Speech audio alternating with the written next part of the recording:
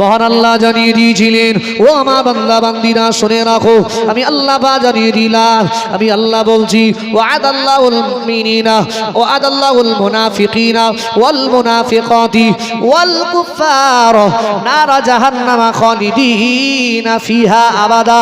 ও আমার ভাইরা, মহান আল্লাহ জানিয়েছেন, আমি ওয়াদা করছি, যারা মুনাফিক হবে, যারা মুনাফিক পুরুষ হবে, যারা মুনাফিকা নারী হবে, আর যারা কাফের হবে, এবং ওই হালাতে যারা মারা যাবে, আমি আল্লাহ বলছি তাদের স্থান হবে, তাদের ঠিকানা হবে জাহান্নাম, খালিদিনা ফিহা আবাদা। আর তারা তো সেখানেই চিরস্থায়ী সময় কাটাবে। ওয়াদাল্লাহুল মুনাফিকিন, যারা মুনাফিক হয়, মানে মুনাফিক পুরুষ যারা হয়, ওয়াল মুনাফিকাত, যারা মুনাফিকা নারী হয়, ওয়াল কুফার, যারা কাফের হয়, নার জাহান্নাম, তাদের ঠিকানা হয় জাহান্নাম। কি বলুন, ঠিকানা কি হয়? জাহান্নাম, খালিদিনা ফিহা আবাদা। আর তারা সেখানেই সদা সর্বদাই থাকবে। এখন যেহেতু কোরআনের আয়াতের দিকে তাকায় আর নবীজি কাঁদেন, নবীজি কাঁদেন কেন? আমার চাচাও কুফরি হালাতে মরে গেছে। কি হালাতে? কুফরি হালাতে মরে গেছে, আর আমার চাচাও জাহান্নামে যাবে। তাহলে আমি নবী, আমি মুহাম্মদ যেদিন ছোট্ট ছিলাম কেউ আমার ছিল না, এই চাচা জীবনে আমায় খাইয়েছে, আমায় পরিয়েছে, আমার বড় করেছে। যেদিন আমি দ্বীনের দাওয়াত দিয়ে গেছিলাম, জি মক্কার মক্কার বেঈমান বেদিনের আমি মুহাম্মদ আমায় কত মারতে চেয়েছে, আমার প্রাণ কেড়ে নিতে চেয়েছে, সেদিন আমার চাচা আমাকে ঢাল স্বরূপ, আমাকে অনেক দিক দিয়ে যে গাইডলাইন, আমাকে অনেক দিক দিয়ে সেফটি দিয়েছে। সেই চাচা জাহান্নামে যাবে, আমি নবী কি করে সহ্য করব?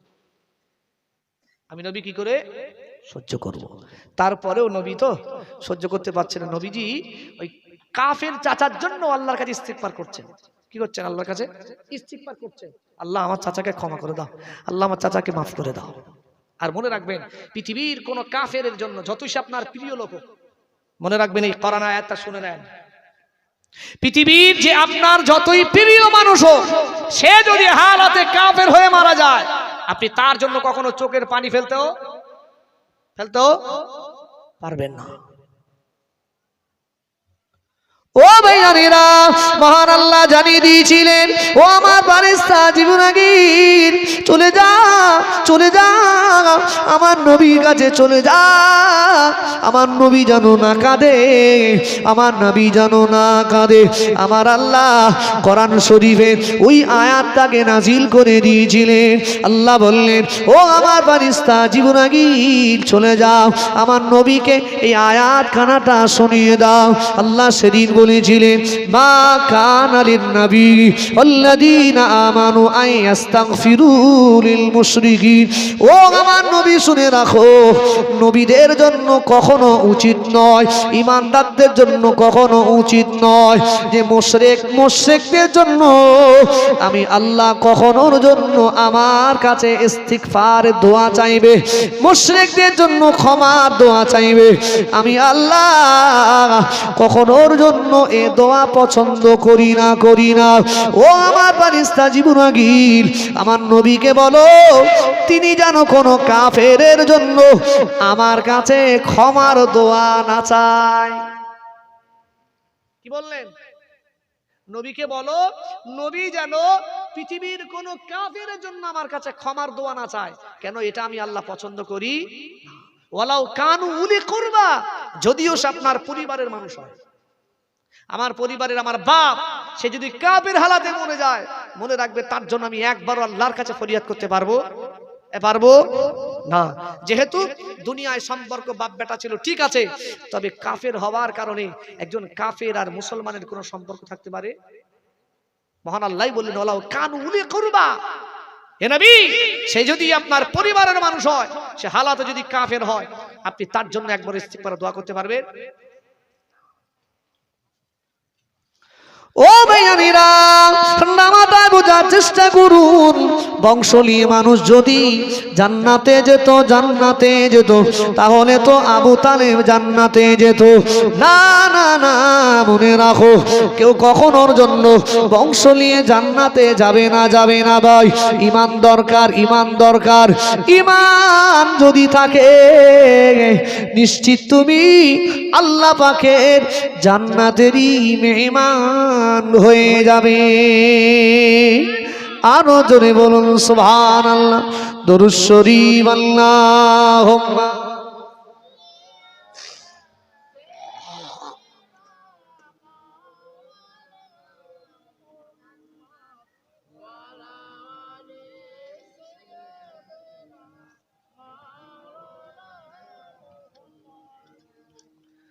চিন্তা করে দেখো না কবরে কি যাইবে না। আমরা চিন্তা করেছি যে আমরা কবরে যাব? যদি চিন্তা করতাম এই বড় কামাতের মসজিদ আর কোনো কাতার খালি থাকতো? এ কথা বলেন এরা। চিন্তা করে দেখো না কবরে কি যাইবে না, চিন্তা করে দেখো না কবরে কি যাইবে না। যে কবরে আল্লাহ ছাড়া বন্ধু কেহ থাকবে না, যে কবরে আল্লাহ ছাড়া বন্ধু কেহ থাকবে না। চিন্তা করে দেখো না কবরে কি যাইবে না, চিন্তা করে দেখো না কবরে কি যাইবে না। আজ পৃথিবীর মানুষের থেকে এই মরণের ভয়, কবরের ভয় উঠে যাবার কারণে পৃথিবীর মানুষের অন্যায় করতে দ্বিধাবোধ লাগে না। লাগে মানুষ যদি একবার মনে করতো যে মরে যাব, মরতে আমার হবে, হিসাব দেওয়া নিশ্চিত আমার লাগবে। ইয়াউমাইদিন তুরাদুনা লা তাখফা মিনকুম খাফিয়া, নিশ্চিত আমার কৃতকর্ম কোনো বিষয়টা গোপন থাকবে না। ছোট্ট করে একটা অন্যায় করি, সে আল্লাহর সামনে প্রকাশ হবে। কি হবে? আল্লাহর সামনে সব প্রকাশ হবে। ভাই মনে রেখো, এটা মনে রেখো, নিশ্চিত রূপে কিয়ামতের মাঠে আল্লাহ আগেই আমাদের বলে দিয়েছেন, ইয়াউমাইদিন তুরাদুনা লা তাখফা মিনকুম খাফিয়া। হে দুনিয়ার মানুষ শোনো, তোমাদের জীবনের কোন বিষয়টাই কিয়ামতে গোপন থাকবে না, সব সেদিন প্রকাশ হয়ে যাবে। তুমি বাপ কি করেছো, তোমার ছেলের সামনে কিয়ামতের মাঠে প্রকাশ হবে। তোমার কৃতকর্ম যদি ভালো হয়, নিশ্চিত তোমার ছেলে তোমায় স্যালুট দেবে, নিশ্চিত তোমার মেয়ে তোমায় স্যালুট দেবে। আর তোমার কৃতকর্ম যদি ঘৃণ্য হয়, তোমার কৃতকর্ম যদি খারাপ হয়, কিয়ামতের মাঠে ফেরেশতারাও পর্যন্ত তোমার প্রতি লানত করবে। কি করবে? আল্লাহু আকবার। কিচ্ছু গোপন থাকবে না। এই জন্য যতদিন আমরা পৃথিবীতে আছি আল্লাহর কাছে কি চাই? ক্ষমা চাই। কি চাই? ক্ষমা চাই। আল্লাহর কাছে মাফ চাই যে আল্লাহ ভুল করে ফেলেছিলাম, নফসের তাড়নায়, যৌবনের তাড়নায় ভুল করে ফেলেছিলাম, আল্লাহ ক্ষমা করে দাও, আল্লাহ মাফ করে দাও। আল্লাহ নিশ্চিত ক্ষমা করে দেবেন। দেবেন না? দেবেন না? আমার মার সাথে যত অনেক সময় সন্তানদের রাগারাগি হয় না? সন্তান বাড়ির থেকে রাগ করে চলে যায়, দেখবেন 2-4 ঘন্টা পরে যদি এসে মা করে ডাকে না, এই এতই লম্বা সময় ধরে মা বলে না ডাকার কারণে মায়ের কলিজার ভিতরে কিছু ছটফট করে, আমার ছেলেটা বকলাম, ছেলেটা চলে গেল। 2-4 ঘন্টা পরে এসে যদি মাকে মা বলে ডাকে, মা, ও মা, আচ্ছা সেই মা সেই ছেলের গালি দেয় না কাছে ডাকে? কথা বলে না? গালি দেয় না কাছে ডাকে? বাপ তুই কোলে আয়, তুই কাছে আয়। মা যদি মা বলে ডাকার কারণে মা সন্তানের ভুল মুহূর্তে ভুলে যায়, ক্ষমা করে দেয়, মার আদরি কোলে সন্তানের যদি স্থান পায়, তো মহান আল্লাহকে যদি আপনি বলেন আল্লাহ ভুল করে ফেলেছি, আল্লাহ অন্যায় করে ফেলেছি, নফসের তাড়নায়, আচ্ছা মা সন্তানের যত ভালোবাসে তার থেকে আল্লাহ বান্দা বান্দির বেশি ভালোবাসে না কম বাসে? বেশি বাসে না কম বাসে? বেশি বাসে। তাহলে আপনি ডাকার মতো যদি আল্লাহকে ডাকেন, নিশ্চিত আল্লাহ আপনার জীবনের तमाम গুনাহগুলো ক্ষমা করে দেবে। জোরে বলুন, আরো জোরে বলুন সুবহানাল্লাহ। চিন্তা করে দেখো না কবরে কি যাইবে না, চিন্তা করে দেখো না কবরে কি যাইবে না। যে কবরে আল্লাহ ছাড়া বন্ধু কেহ থাকবে না, চিন্তা করে দেখো না কবরে কি যাইবে না, চিন্তা করে দেখো না কবরে কি যাইবে না। এই দুনিয়ার সবই পার, কবর তোমার আসল ঘর। এই দুনিয়ার সবই পার, কবর তোমার আসল ঘর। কেমনে সে তাই রইবি পড়ে, কেমনে সে তাই রইবি পড়ে, শুধু মাটির বিছানা। চিন্তা করে দেখো না কবরে কি যাইবে না, চিন্তা করে দেখো না কবরে কি যাইবে না। যে কবরে আল্লাহ ছাড়া বন্ধুকে গো থাকবে না, চিন্তা করে দেখো না কবরে কি যাইবে না। আল্লাহ হুম্মা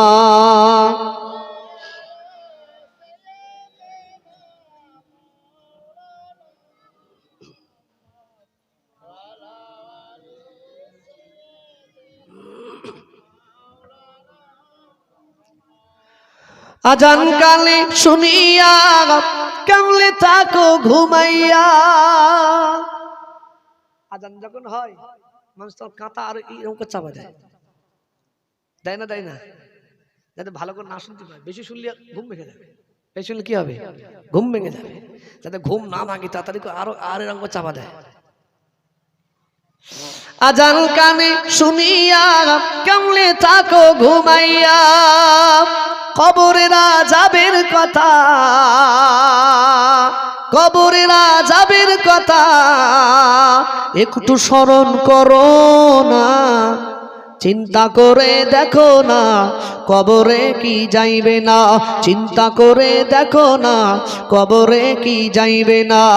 যে কবরে আল্লাহ ছাড়া বন্ধুকে গো থাকবে না, চিন্তা করে দেখো না কবরে কি যাইবে না, চিন্তা করে দেখো না কবরে কি যাইবে না। দিলে ভরা অহংকার চিল্লি না তুই খোদার ঘর, দিলে ভরা অহংকার চিল্লি না তুই খোদার ঘর। নামাজের লাগিয়া তোমার, নামাজের লাগিয়া তোমার একটু মায়া লাগে না। চিন্তা করে দেখো না কবরে কি যাইবে না, চিন্তা করে দেখো না কবরে কি যাইবে না। যে কবরে আল্লাহ ছাড়া বন্ধুকে গো থাকবে না, চিন্তা করে দেখো না কবরে কি যাইবে না। এই দুনিয়া ছাড়িয়া কোথায় যাবে পালাইয়া। এই দুনিয়া ছেড়ে যতই অর্থ সম্পদ যা আছে, আজরাইল আলাইহিস সালাম যখন আসবে, যদি মনে করি না দুনিয়া থাকবো অন্য জায়গায় পালায়, সেখানে আজরাইল না যেতে পারে, এরা মনে হয় আমি আমি এমন জায়গায় যাব সেখানে আজরাইল যেতে পারবে না, মানে আমার জানও নিতে পারবে না, দুনিয়ার থেকে যাবো না।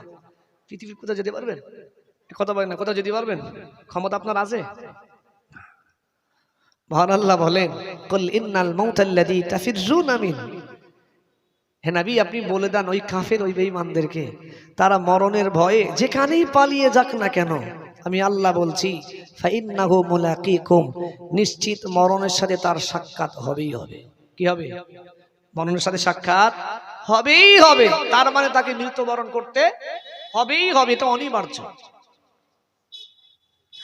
এই দুনিয়া ছাড়িয়া কোথায় যাবে পালাইয়া, এই দুনিয়া ছাড়িয়া কোথায় যাবে পালাইয়া। মরণ তোমার লইবে গিরে, মরণ তোমার লইবে গিরে, যতই করো বাহানা। চিন্তা করে দেখো না কবরে কি যাইবে না, চিন্তা করে দেখো না কবরে কি যাইবে না। যে কবরে, যে কবরে আল্লাহ ছাড়া বন্ধুকে গো থাকবে না, চিন্তা করে দেখো না কবরে কি যাইবে না। যে কবরে আল্লাহ ছাড়া বন্ধুকে গো থাকবে না, চিন্তা করে দেখো না কবরে কি যাইবে না। আল্লাহ হুম্মা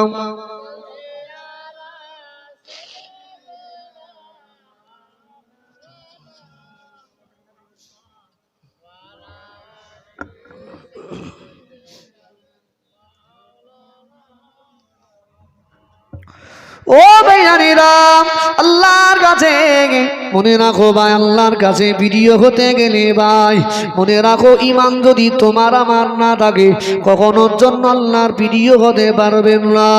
নবীর বেটা হন, নবীর বিবি হন, আপনি জাহান্নাম থেকে বাঁচতে পারবেন না, জাহান্নাম থেকে আপনি বাঁচতে পারবেন না। আল্লাহর নবী হযরতে নবী নূহ আলাইহিস সালাম, যে নবী প্রসিদ্ধ নবী, ওই নবীর নাম আমরা সবাই জানি, জানি না? জানি না? নবী নূহ আলাইহিস সালাম, সবাই নবীর নাম আমরা জানি। আল্লাহ বলেন ওয়ালাকাদ আরসালনা নূহান, আমি আল্লাহ আমার নবী নূহ আলাইহিস সালামকে তোমাদের কাছে নবী করে পাঠালাম।